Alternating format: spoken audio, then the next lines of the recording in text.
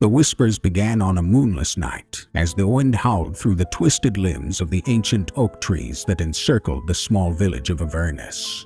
The villagers had long held on to superstitions and fears of the dark woods, but none of them could have imagined the horror that awaited them. At the edge of town, nestled between the gnarled trees and a murky bog, stood a decrepit mansion known as the Blackthorn Manor. For generations, it had remained abandoned, a haunting relic of a dark and twisted past.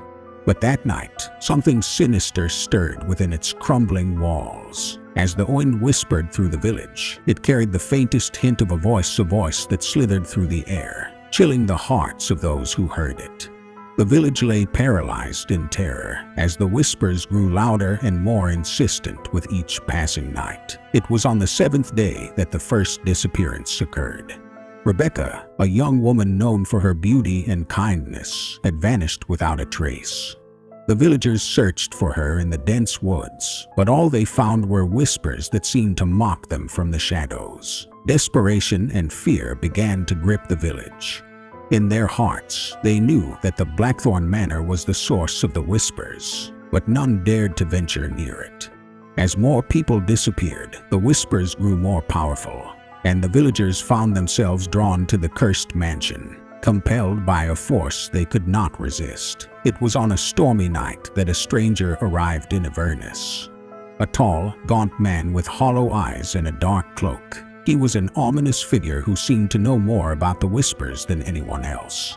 The villagers, desperate for answers, gathered around the stranger as he spoke of the horrors that plagued their village. "The Blackthorn Manor holds a dark secret," he began, his voice cold and distant. "Long ago, a coven of witches practiced the darkest of arts within its walls. They sought to summon an ancient, malevolent spirit, one that would grant them unimaginable power. The witches were successful in their ritual, but they could not control the spirit they unleashed. It consumed them, turning them into twisted, evil beings that hungered for human souls. Now, the spirit seeks to grow its power by devouring the souls of your loved ones." With grim determination, the villagers decided to face the horror that threatened their existence. They gathered their torches and pitchforks, steeling themselves for the battle ahead. As they approached the decaying manor, the whispers grew more powerful, filling their minds with dread and despair. The stranger led them through the dark halls of the manor, guided by the chilling whispers that echoed through the air. The walls seemed to close in on them, and the air grew heavy with the stench of decay. As they descended into the depths of the house, they discovered a hidden chamber. The chamber was a macabre scene, a place where darkness and depravity had taken root. The skeletal remains of the witches lay scattered about the room, their twisted forms a testament to the evil that had consumed them. In the center of the chamber stood a stone altar, upon which a black crystal pulsated with an unnatural energy. "It is here that the spirit feeds," the stranger explained. "This crystal contains the souls of those who have been lost. To end the whispers and save your village, the crystal must be destroyed." But as they prepared to shatter the dark crystal, the chamber was flooded with a malevolent presence. The remains of the witches stirred to life, their skeletal forms animated by the evil that had once consumed them. The villagers fought valiantly against the monstrous beings, but they were overwhelmed by the sheer force of darkness. The stranger, however, displayed an uncanny power, wielding fire and light to fend off the witch skeletons. The villagers, inspired by his bravery, rallied and fought alongside him. As the battle raged on, the whispers intensified, filling the chamber with an oppressive cacophony of tormented voices. The stranger, realizing the urgency of their task, shouted above the chaos, urging the villagers to focus on destroying the crystal. With a final surge of courage, the villagers charged the altar. The black crystal pulsated with an unholy energy, resisting their attempts to shatter it. But as they struck it with their combined might, the crystal finally began to crack. As the crystal shattered, the chamber shook with a deafening roar. The whispers fell silent, and the malevolent presence that had haunted the village was banished back into the void.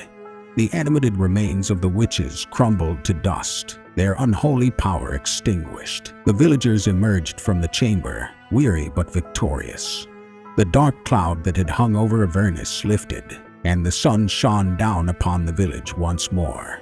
The stranger, however, was nowhere to be found. In his place lay a simple wooden staff, still warm from the battle. The people of Avernus knew that they owed their lives to the enigmatic stranger who had seemingly vanished as suddenly as he had arrived. They vowed to never forget his sacrifice and to honor his memory by guarding the staff that had helped them defeat the darkness. As the years passed, the village of Avernus grew and prospered, but the whispers never returned.